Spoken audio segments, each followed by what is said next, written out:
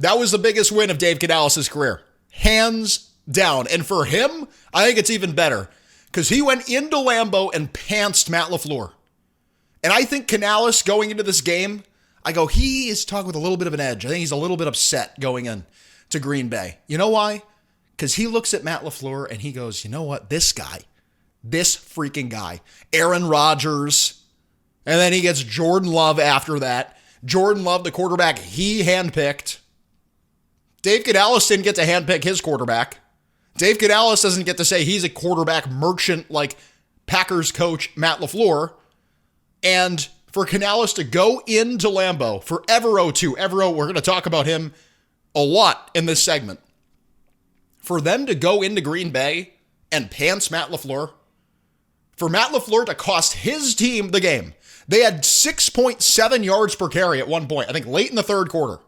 They're moving the ball seamlessly. Jordan Love finished with 273 passing yards. They were moving the ball all day. Then they get in the red zone and they throw a screen pass on the first drive of the game. I don't even remember his name, too. I have it written down. Savion Williams. Savion Williams, the 5th or 6th string wide receiver. You should have saw Packers Twitter after that call. Matt LaFleur. I thought he might get fired. I'm serious. I know they're one of the best teams in football, potential Super Bowl contender. He literally draws up a screen to the 6th string rookie and Roseboom forces a fumble. This is after Tucker Kraft is catching the ball, flying by the Panthers linebackers. He makes a big play. I think it was a gain of 16. And then Jacobs comes back. He runs the ball for 16 yards. They're driving. The Panthers are just looking like they're getting outdone by a more talented Packers team. A Packers team that top to bottom is more talented at every single position aside from maybe interior defensive line and running back.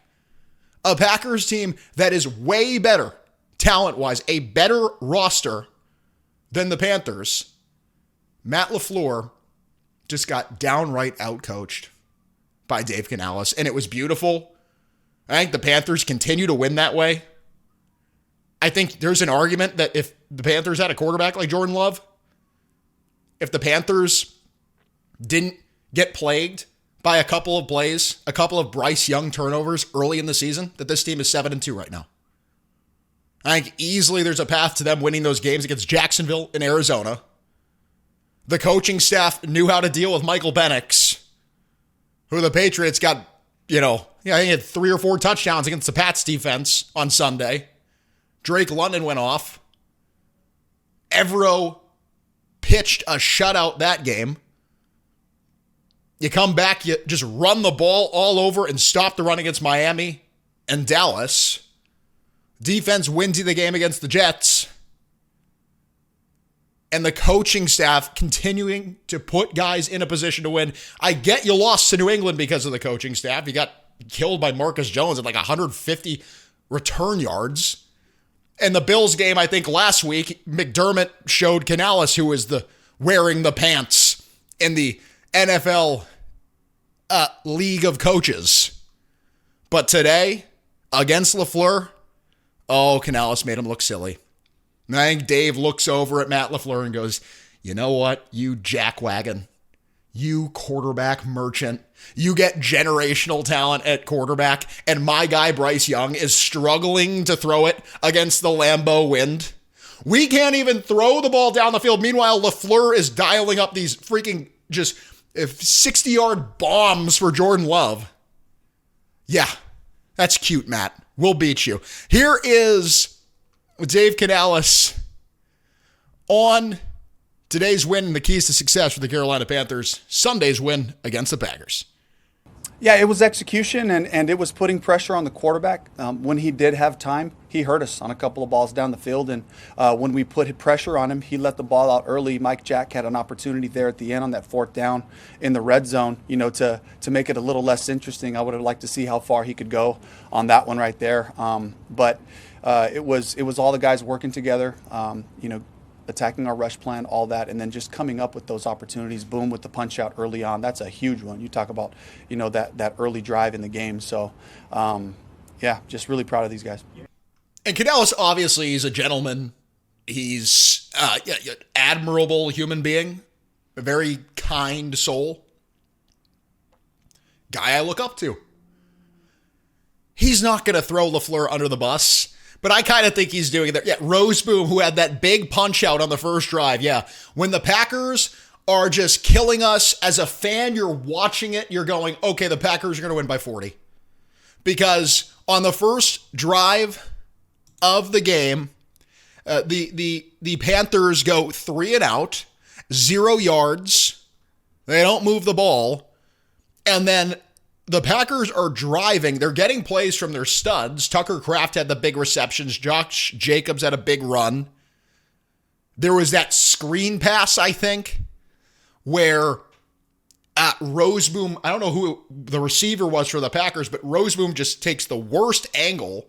It would have been a loss of 7. Now Roseboom's flying past the guy. He's out of the camera picture.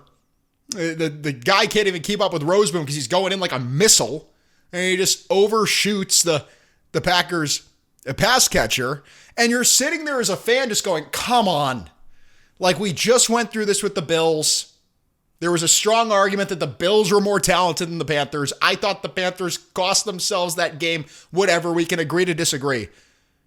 You thought it was going to be the same type of thing today. You thought the Packers were just going to beat you talent-wise, and the first drive, it looked like it was going to happen that way. They forced the 3 and out against the Panthers.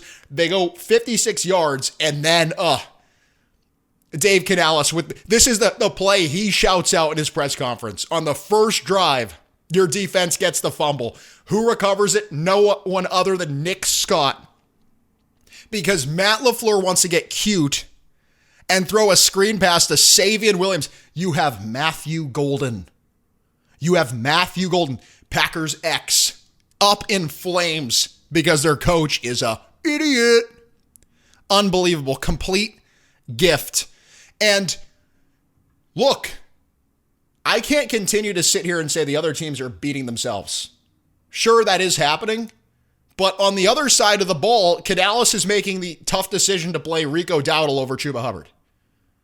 Not an easy thing to do. Hubbard, who isn't a captain, but probably should be, clearly has a huge voice. He's on the leadership council that meets quarterly, which is like every 4 games for the Panthers. I think Dowdle is a little bit rougher around the edges. I think as a person, it plays well for him on the field, but I don't think he's a guy that maybe has the charming personality. Certainly not as much as Hubbard off the field. Canales has alluded to that a little bit in press conferences in the past. Like maybe Rico Dowdle is a little bit tough to get along with in the locker room. He doesn't care. He doesn't need a boyfriend. He needs a running back. And he made that tough decision. Meanwhile, LaFleur's on the other side scheming plays up for I don't even know why, late round rookies. Unbelievable. Now, I want to talk about this too because it's very easy to lose sight of Evero's role in this. I think Evero was a magician scheming up pressure. And I think Evero last week was outcoached by Brady and the Bills' offensive coaching staff. I think they knew what to do against Evero. They did the toss cracks, the stretch runs. Packers didn't do much of that today. They tried the screens. And all day, whether it's the forced fumble you had against Williams, Morig had a huge one. Morig diagnosed the screen, blew it up. This was a play late in the game, and then that led to the Jordan Love 4th down attempts where Evero's emphasized strain going into the game against Buffalo, which is this idea that like your pass rushers, they need to be resilient. It's like you need a lot of oxygen because you're going to be chasing Jordan Love. You're going to be chasing Josh Allen around. I think they've prepared for that over the past couple of weeks. It showed. You stuck with it. You forced a ball that Jordan Love threw to, he freaking hummed that ball Too bad there was no receiver in sight and Mike Jackson dropped the interception. I think Evero knew what he was doing. And I think he was 2 steps ahead all day. Those inside blitzes by Roseboom and Wallace absolutely destroyed Jordan Love on one of them. He freaking cracked the Packers quarterback. That to me is scheme. And you could say maybe as a Packers fan that Jordan Love needs to know that's coming or make an adjustment at the line of scrimmage. I don't know. Blame LaFleur, blame Jordan Love. I don't care. Evero was 2 steps ahead of those guys. That is a good system, a top 10 passing attack. Jordan Love beat you a couple times. He made some throws, 273 yards, but you kept him in check. You didn't make the home run throw. He didn't make the touchdown pass. He got into the red zone, and between his coach making some terrible screen pass calls and just dumb overall play calling, you got the best of the Packers. And this was a strange tactic again by LaFleur, who I wrote it down. I almost felt that Matt LaFleur was a little bit like Anakin Skywalker when he's still on the good side. And it's like when Anakin's like starting to go bad and Obi-Wan's like, Anakin. Like looking at Anakin Skywalker because Anakin Skywalker's just like assassinating battle droids and like, he's like spitting on them after he like slices them to bits. And it's like, Anakin, like, dude, like the battle droid's done. Like we can calm down. You don't need to go over the top and do this. LaFleur, I thought, was a little bit like a crying baby. Like that second offensive drive, he calls 2 straight plays, 2 straight shot over the top home run balls. Jordan Love throws the first one to Matthew Golden. That's when Trevon Moehrig made that play in coverage. I thought Moehrig, I was like, I think there should have been an interception there in short, but Moehrig gets a hand on it the last second. The next play, he comes back, he calls another shot play. They send Christian Watson down the field. That's when Watson caught the ball and set the Packers up in pretty good position. The drive eventually ended because of the fumble, but I'm telling you this because I thought LaFleur's whole game plan was centered around like, okay, we're just going to get the ball to our playmakers through screen passes. We're going to throw the ball over the top. We're faster. We're bigger. They're dumb. They're not talented. And they just completely mailed it in. And eventually, your talent did get home on that last deep shot by Jordan Love. Derrick Brown's right there, getting pressure on the Packers quarterback. Just enough to disrupt the throw. And you come away with the interception. Who had the Panthers pick? I'm totally blanking on that. But the Panthers get the interception. A turning point in the game. And I go, at this point, once the Panthers get that pick, I'm like,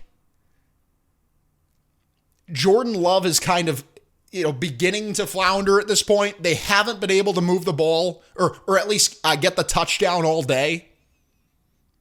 And the Panthers get the ball back, and I'm like, it's time. Here's the timestamp exactly. It was deep into the third quarter. It was 6 minutes and 42 seconds. Not that deep, but somewhat. You're getting towards the fourth quarter. And I go, at this point, he just throws the pick. This was their opportunity to score and get some momentum on offense. The Panthers forced the interception. I go, it's Rico time.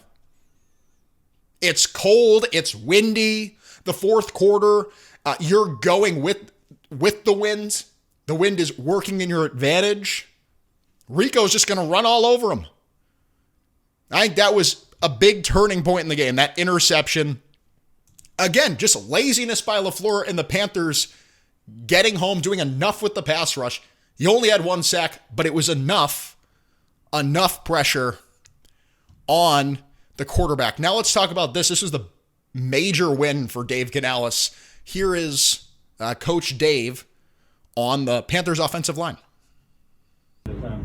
Jake and I work together in Seattle, so he's got a lot of familiarity with our run game, our pass protection philosophy, and how we handle things. He's a very sharp guy, and he's got a lot of versatility. I've seen him play all but center, really, I think, in the time that I've been around him. And to be able to pick him up, from Arizona's practice squad, a couple of weeks ago was huge for me, because it gives us another veteran player that allows us to have the continuity for when things happen, and he did a great job going in there and executing with the guys. I honestly find it comical who the Panthers rolled out with into this game on the offensive line. Like, I literally, again, it's one of those names where it wouldn't stick out to you. But Nick Samac was one of the guys.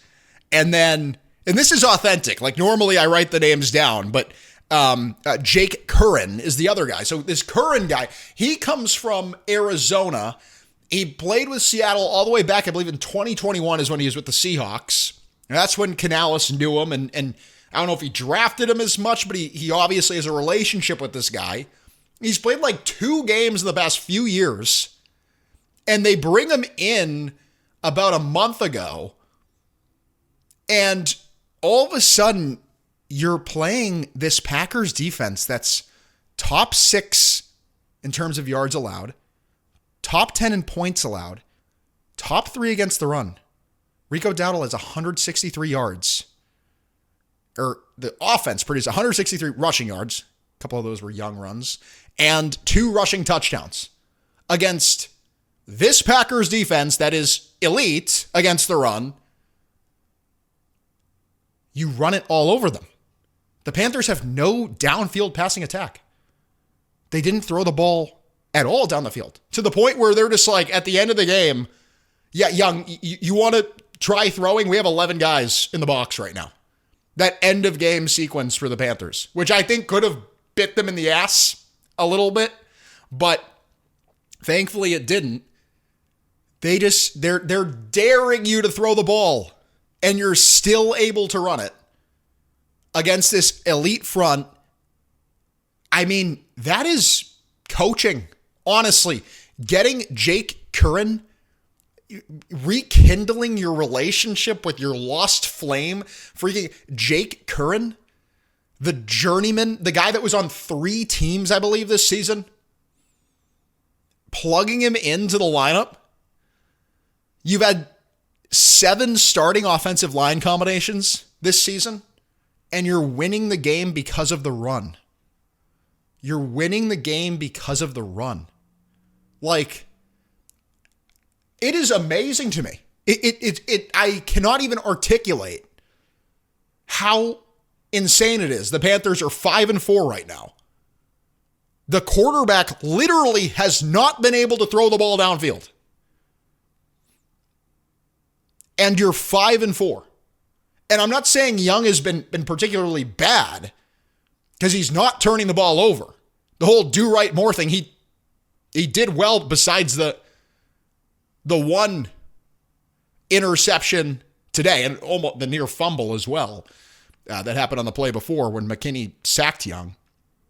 But he's no Jordan Love. You're not winning because you're quarterback. If you're winning because the quarterback, I think there's an argument the Panthers are 7-2 right now. I don't see them beating Buffalo. I don't see them beating New England. Like, they just got outcoached and completely, ran out of the gym in those games.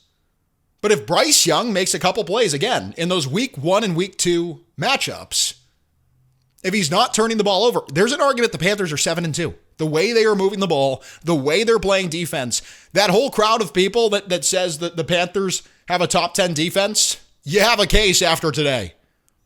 You have a case with what they did in terms of limiting the Packers' offense, and they're still able to run the ball effectively, stay true to their mantra, stay true to run the ball, stop the run. It doesn't matter who's playing on the offensive line. Yeah, Micah Parsons. 2 tackles against Josh Nijman. It was a concoction of Chandler Zavala and Nick Samac and Jake Curran. Like, Micah Parsons if you told me he had 5 sacks today, if you told me he had a Myles Garrett-like game, like Myles Garrett had against New England last week, we had 5 sacks. If you told me Micah Parsons did that today, if you close my eyes and I didn't watch the Panthers matchup against the Packers, and, I read like it's like that, what's that Orwellian book? Oh my gosh, 1984, is that the book? And you put it in a time capsule and you just let it sit, and then you open it up because you can't think for yourself. You just got to read what other people are saying. And you told me it was 5 sacks for Micah Parsons today, I would have believed you. If you wanted to erase my memory and told me that Micah Parsons had 5 sacks, heck, I would have believed that Micah Parsons had 10 sacks today if I didn't watch the game. That is how weak the Panthers' offensive line was. They stopped this guy. They had 1 sack. And they could not stop the run. 163 yards for the Panthers. Unbelievable. It really is. Well, let's talk about the quarterback. Here is Dave Canales praising Bryce Young's decisiveness. Here's the Panthers coach. Absolutely. And he just, I think the best part of it was he functioned so well and he anticipated, he operated quickly. This is a group that we really respect defensively speaking, with their pass rush and the challenges that we knew they were going to present to us. And Bryce did a magnificent job of getting the ball out in rhythm. You get one hitch and that ball better come out. But it was good to see him move around, pick up a couple of first downs with his legs as well. And, that's just a tribute to him being aggressive, knowing when to hold him, knowing when I got to go, and being decisive really helped. Honestly, before Dave Canales said that, I was leaning towards ripping the quarterback a little bit more. I was leaning towards, holding Bryce Young accountable for that interception, where I know consensus is telling us now it was the wind. Still, that's kind of his fault. Jordan Love is throwing it like it's a razor blade through that Lambeau wind. But that interception by Bryce Young, he's targeting Xavier Legette. I actually had to go back to the Miami game because I recognized the play. So in the Miami Dolphins game, I think you're on like the 11-yard line, and they call that exact play. It's one-on-one, Xavier Legette on the outside, and he beats the terrible Dolphins corner, and Young throws it to his inside shoulder. So it's like, instead of throwing it to the pylon or throwing it to the sideline, he's making Legette work back inside. He did the same exact thing in this game. People are blaming the wind, I get it, but I think this is actually a pattern for him. He has Legette one-on-one on the outside, and he throws it. He leads the receiver back inside. He did it against Miami, so maybe it was the wind that made it more of an egregious pass attempt. I don't know. Either way, it was getting picked off because Bryce Young has Jalen Coker wide open underneath. Wide open. Jalen Coker probably takes it at least to the 5. He might score. Instead, Young is taking Legette in what appears to be a one-on-one, and then McKinney jumps back, he gets back, and he makes the easy interception. I think McKinney kind of baited Young into making that throw, and McKinney is a hell of a freaking safety. I mean, he is freaking nasty. I don't think he gets enough credit. But needless to say, bad throw by Young. Whether you want to say it's a bad throw, a bad decision is what Joe Person called it. I think it's a little bit of a combination of both, just an overall terrible play. And again, that is coming after you force the fumble. You force the fumble when LaFleur tries to scheme up that play to that rookie wide receiver who no one's heard of. And all of a sudden now Young is ending the drive because of an interception. And this is what plagued you early in the year. The defense forces a 3-and-out. The defense forces a turnover, whatever it may be, and the Panthers can't capitalize. Didn't end up hurting you. You ended up doing enough on defense to win the day. But Dave Canales didn't really go into that play. Like, I think Dave Canales is content with the win, and he thinks Young did enough. He thinks Young did enough, and he praises Young's decisiveness, which I don't think gets enough credit. Like, after watching Andy Dalton last week, even though Andy Dalton had a broken thumb, Canales does specifically call out getting the ball out of his hands, being decisive. Like, Dalton was the opposite of that. Dalton looked like me in a roundabout. Like, do I go here? Do I turn here? Where do I go? I have no idea where I'm going. Bryce Young, at least, getting the ball quick out of his hands. And I think the other thing with Young, too, is making the decision to run. And he picked up a couple with his legs. Now, that whole thing he does where he's like seemingly baiting the guy into hitting him. Like, I actually have a lot of respect for Bryce Young doing it. I'm like, dude, what are you doing? Just get out of bounds. He did it twice there where Young gets to the sideline and he almost like laughs at the defender and then the defender just cracks him. And that was the play early where they almost called the, what was it, just a late hit? I think it's generally the call. It ended up getting called back. They didn't end up calling it. But I'm like, what is Young doing? Needless to say, he's able to run the ball. He's making decisions. I think it's clear his value in the offense, even though you're not getting statistical production. I think the decision-making, I think the pre-snap operation, Canales does give Young some credit for checking into certain runs and knowing what the defense is doing. So these are things that aren't translating into, PFF grades and statistics. No advanced analytic is telling you what the quarterback is saying in the huddle or is saying at the line of scrimmage. You're not seeing that in, the box score. But clearly there is something there. And Young had an interesting reaction to it at the end of the game where he's just like, I was just waiting all game for the opportunity. Like, I knew we were going to get to that last drive. I knew we were going to have to move the ball. And he made one nice throw to Coker, which I think was his best throw of the game. He threw it off his injured ankle. It was a good throw. And I think he made another one to McMillan on that drive. Needless to say, in that circumstance, you can give him credit for being clutch. Like, how many quarterbacks get to that scenario and make a stupid, boneheaded decision? So I know there's a faction of people that give Young too much credit. There's a faction that give him no credit at all. He's not turning it over late in the game.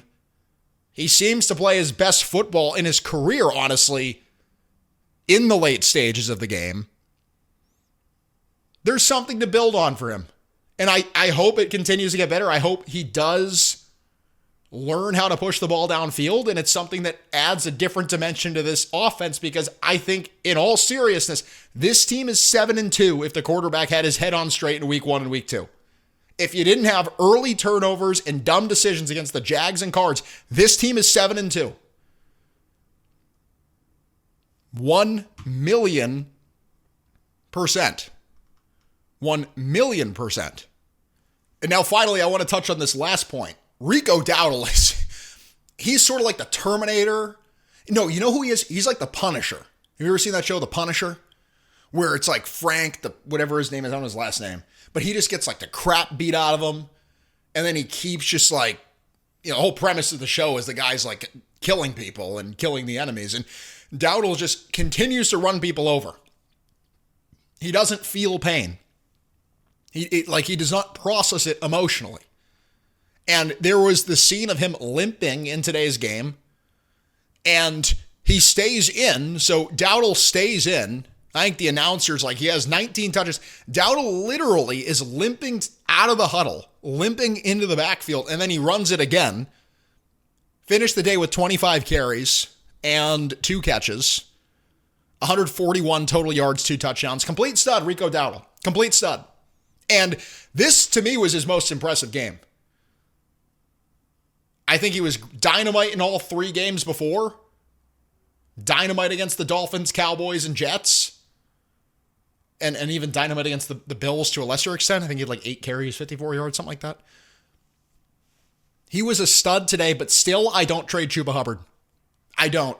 And unless Chuba Hubbard is like forcing Dan Morgan's hand completely, behind the scenes, Chuba Hubbard is forcing his hand. Now, it's reported that is not the case.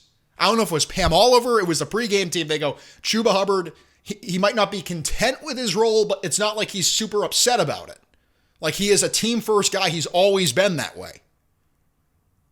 Not making a stink. Not like Deontay Johnson crawling his way to Baltimore. Not like Adam Thielen, who was doing cartwheels, blowing the Gaylor horn in Dan Morgan's face when the opportunity to go back to Minnesota arose. It's not like that. So I want them to keep Chuba Hubbard. I want them to keep Chuba Hubbard because the identity of this team at this point is running the ball. It is running the ball, stopping the run. Do right more, the whole thing. What happens if Dowdle goes down? You have Trevor Etienne? Trevor Etienne's your second running back? No, please. Keep Chuba Hubbard. You have no idea what's going to happen. Dowdle's limping out there already. With this usage and all the carries he's getting, he needs someone who can give him a breather. Who doesn't change the pace that much. Chuba Hubbard, again, still recovering.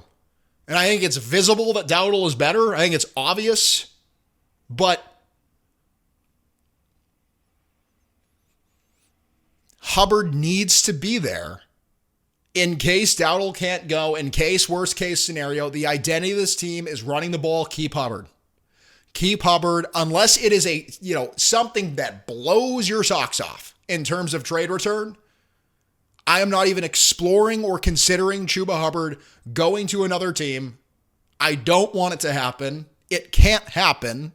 You have the Saints next week. You might be 6-4 after next week. I know the NFC is tough, but things are falling in your favor right now. You just got to win. You shouldn't have beat the Packers. Are you kidding me? You should not have beat this team at Lambeau. That's crazy. This is way more impressive than beating the Bills if you had done that. Even beating the Buffalo Bills with Josh Allen. No, beating the Packers at Lambeau this time here. Oh, come on. Come on. That's insane. Well, that's it for this segment. This is The Tone. We're going to come back with so much more for you tomorrow. We're doing a full week, a full slate. And I wanted to say this at the end because I know a lot of people stay to the end, so I'm really grateful for you. I've worked this weekend. I went to the coffee shop. I was just surrounded myself with coffee. So I had 3 cold brews. I had 4 packs of gum. And I'm just I had a big wad of gum in my mouth. And I was working in the coffee shop on streaming. Because I'm sort of a caveman. My friends call me caveman. That's what they call me. Because I have no idea how to use the internet and use technology, really. And normally I just plug the microphone in. I love audio. Don't know as much about video, but I record. I want to stream. And if I can stream, the world is in my hands. I'm not even kidding. We will take over Earth if I am streaming. There won't be enough Wi-Fi to support the conversation we're having because it's going to be so sick. And I think we can get comments going at the same time. I think streaming would be really cool. I know some people have asked for post-game coverage. So just know all that is in the works. The Tone is new to this. The Tone is sort of a caveman. He's like the Geico Gecko. He's just not in as many commercials. Not the Geico Gecko, the Geico Caveman. We're going to figure this out, and technological advancement is happening at the speed of the Tone, which is fast, which is faster than a Jimmy Horn end around. This is the Tone.